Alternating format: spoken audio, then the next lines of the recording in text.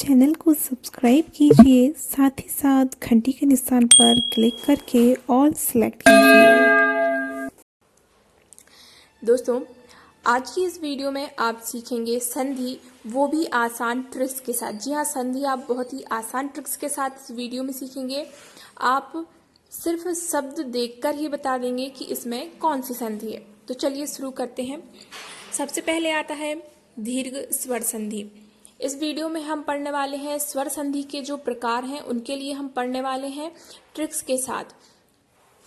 और इसकी next video में हम व्यंजन संधि और विसर्ग संधि, इसी प्रकार हम धीरे धीरे पूरी हिंदी वो भी ट्रिक्स के साथ पढ़ने वाले हैं।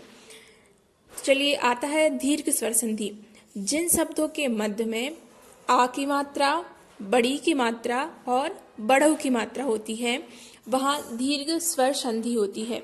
ध्यान रखना है, शब्दों के मध्य में यदि कोई शब्द है और उसके मध्य में आ की मात्रा, बड़ी की मात्रा और बढ़ऊ की मात्रा है तो वहां उस शब्द में दीर्घ स्वर संधि होगी। चलिए तो इसके उदाहरण देख लेते हैं। उदाहरण इस प्रकार से हैं। ये है मतानुसार। हमने पढ़ा है क्या है, आ की मात्रा, बड़े आ की मात्रा। तो यहाँ देखिए मतानुसार, तो ता में क्या है, आ की मात्रा है।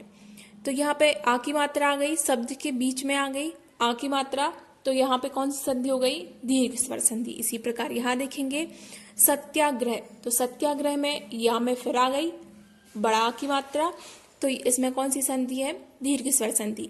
परीक्षा, परीक्षा में है बड़ी की मात्रा और हमने ट्रिक्स में पढ़ा है कि आ की मात्रा, बड़ी की मात्रा या बढ़ऊ की मात्रा, कोई भी अगर शब्द के बीच में है तो वहां होगी दीर्घ स्वर संधि। परीक्षा में रा में बड़ी की मात्रा है।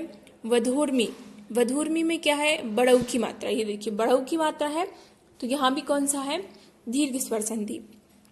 अब ये शब्द अलग है भूर्जा, तो भूर्जा में क्या है, बढ़ऊ की मात्रा है। अब ये सिर्फ दो वर्णों का है तो यहाँ बीच वाला कोई वर्ण तो रहेगा नहीं, तो बढ़ऊ की मात्रा जो शुरुआत में आ गई तो इसमें भी कौन सा है, दीर्घ स्वर संधि।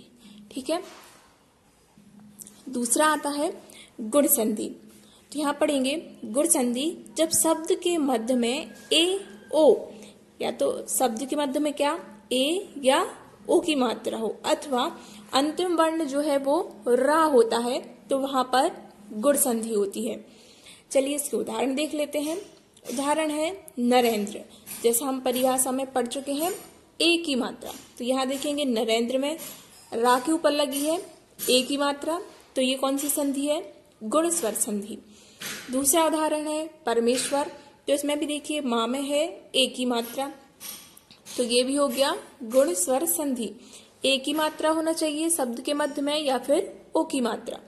तो इसी प्रकार देंगे परोपकार, तो परोपकार में रा में है ओ की मात्रा।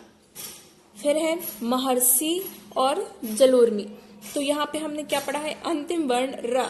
देखिए ये जो ऋ है इसको प्रदर्शित करता है ये रा, तो यहाँ पर महर्षि और जलोर्मी, जब ये अंतिम सबसे लास्ट वाले वर्ण के ऊपर जब ऋ रहेगी ये, तो ये क्या कहलाएगी, तो वहां कौन सी संधि होगी, गुण संधि होगी। यदि आपको हिंदी से संबंधित कोई कंफ्यूजन है या किसी टॉपिक को आप ट्रिक्स के साथ पढ़ना चाहते हैं तो हमें कमेंट करके जरूर बताइए। वो टॉपिक्स हम आपको कमेंट्स के ट्रिक के साथ जरूर पढ़ाएंगे। अगला प्रकार है यण संधि। तो यहाँ पे ट्रिक है, शब्द में अब जरूरी नहीं है कि मध्य में, पर शब्द में क्या होना चाहिए, या वा के पहले, या और या तो या होगा या वा, इनके पहले क्या होना चाहिए, आधा वर्ण हो। यदि किसी शब्द में या और वा के पहले क्या है, आधा वर्ण है, या फिर मध्य में त्रा, अब त्रा आ की मात्रा भी हो सकती है या त्रा अकेला भी हो सकता है या त्रा में कोई भी मात्रा हो सकती है, त्रा होना चाहिए। ठीक है ना, जरूरी नहीं कि आ की मात्रा ही हो, त्रा होता है तो वहां पे कौन सी संधि होती है, यण संधि होती है। चलिए उदाहरण देख लेते हैं।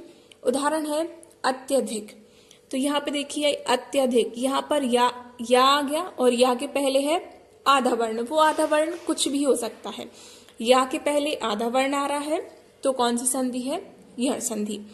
दूसरा उदाहरण है उपर्युक्त, तो यहाँ पर देखिए या के ऊपर ये रा रही, मतलब आधा रा है, आधा रा है, या के पहले आ रहा है आधा रा, तो उपर्युक्त में कौन सी संधि हो गई? यण संधि। फिर देखिए स्वच्छ, तो स्वच्छ में वा के पहले है आधा अक्षर फिर आ रहा है, वा के पहले आधा अक्षर आधा सा आ रहा है, तो यहाँ भी कौन सी संधि हो गई? यण संधि।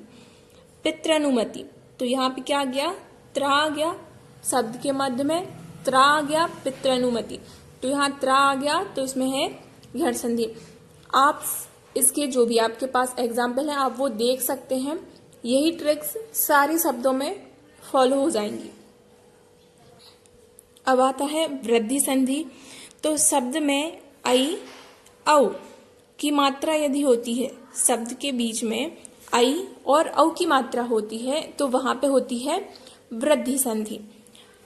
चलिए उदाहरण देख लेते हैं। यहाँ पर है एक कैक, का के ऊपर है आई की मात्रा, तो यही ट्रिक है, आई की मात्रा जब होती है तो वहां होता है वृद्धि संधि। यहाँ देखिए मतैक, मतैक में भी क्या है? आई की मात्रा है, तो ये भी क्या है? वृद्धि संधि। फिर आता है वनौषधि, वनौषधि में भी क्या है?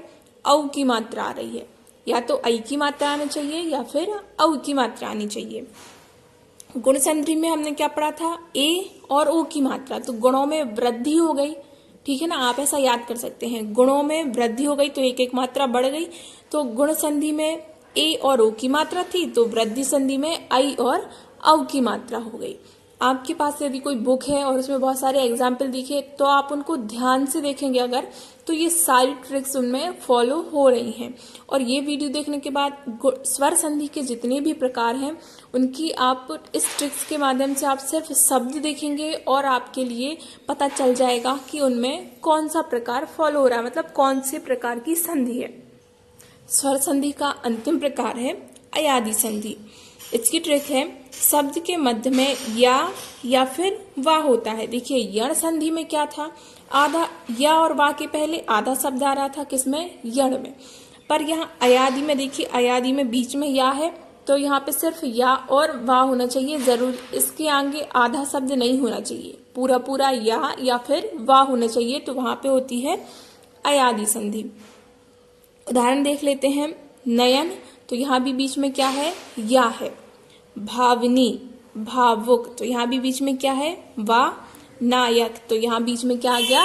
या आ गया। दोस्तों यदि आप इसी प्रकार ट्रिक्स के साथ पूरी हिंदी पढ़ना चाहते हैं तो चैनल को सब्सक्राइब कीजिए, साथ ही साथ इस वीडियो को अपने दोस्तों के साथ शेयर जरूर कीजिए। और यदि आपको संधि या किसी भी टॉपिक में हिंदी में कोई भी कंफ्यूजन है तो आप हमें कमेंट करके जरूर बताइए।